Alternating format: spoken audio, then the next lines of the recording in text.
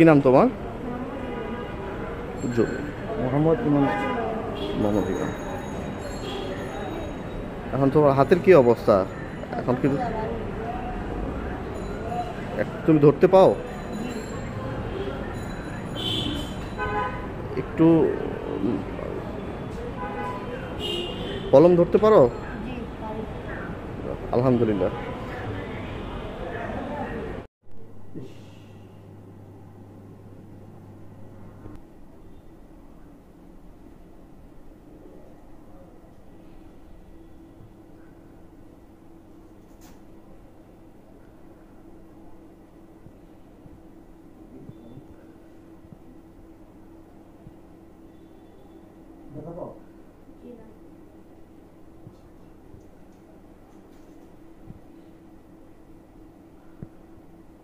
তুমি মন খারাপ করো না, তোমার ওই আস্তে আস্তে আমরা তুমি আর বড় হলে আরেকটা আছে যেটা ওইটা তখন তুমি লাগানো যাবে, বুঝতে পারছো?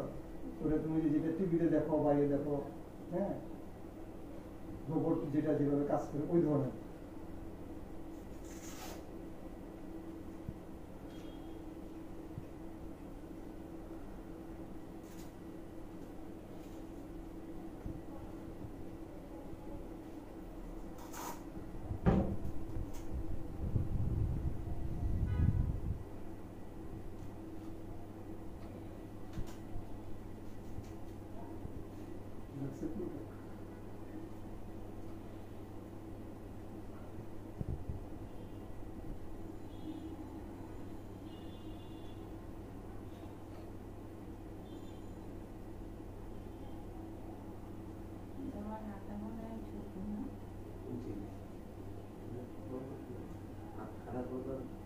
বুঝামালা এরকম করছি, হ্যাঁ।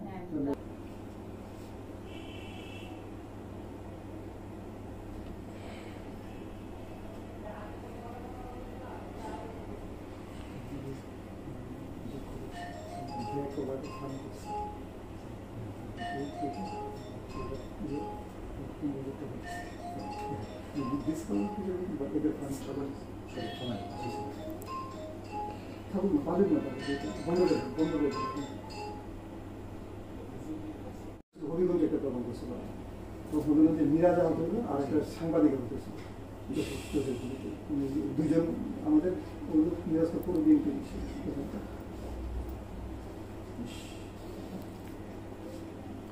তুমি কেউ ধরতে পারো? এই হাতে ধরতে পারো? কি ধরতে পারো? পানি খেতে পারো? এই মোবাইলটা ধরতে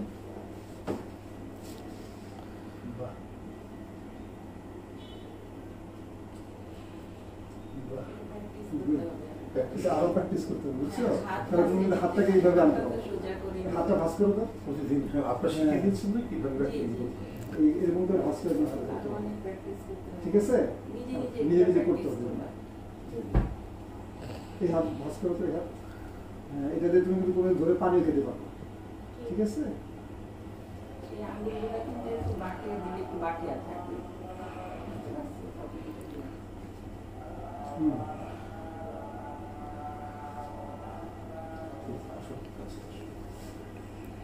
কি নাম তোমার? মোহাম্মদ ইমান। ইমান কোন ক্লাসে পড়ো? ক্লাস 5।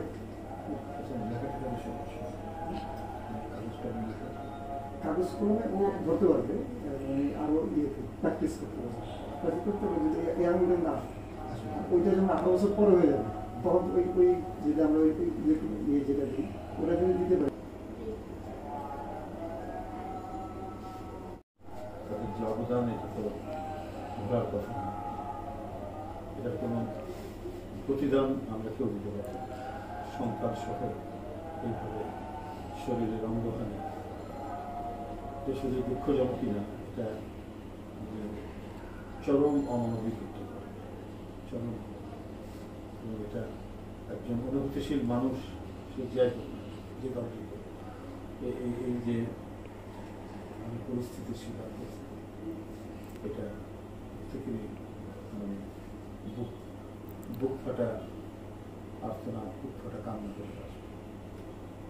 আমি দোয়া করি আমাদের তাকে সম্পূর্ণ সুস্থ করে পড়াশোনা করতে পারে, তার সমস্ত লেখা পড়ার সমস্ত কিছু ইয়ে হয়, মানে শক্তি ফিরে আসে, তার শারীরিক শক্তি থেকে ফিরে আসে। এইগুলো তার বাবা এবং সন্তান দুর্যোগতা করবে চিন্তা করবে। মানে হলো কি তার ধরেছিল এই দুটো। রডও আছে না, রড আমি বসে আর কারেন্ট হচ্ছে না, লাগানো আমি দেখছিলাম। আমি নিজের ঘরে শুয়ে কারেন্ট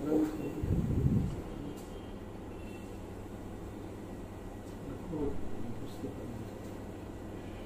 আর এখন সাপে ধন্যবাদ জানাচ্ছি যে আমার পাশা থাকার জন্য।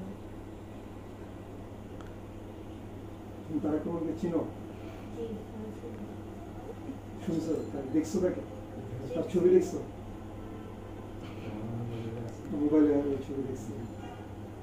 তোলার অনেক মানে সব বিষয়ে খুব দেখাশোনা আপনি করেছেন, সবসময় খোঁজ খবর রাখেন উনি।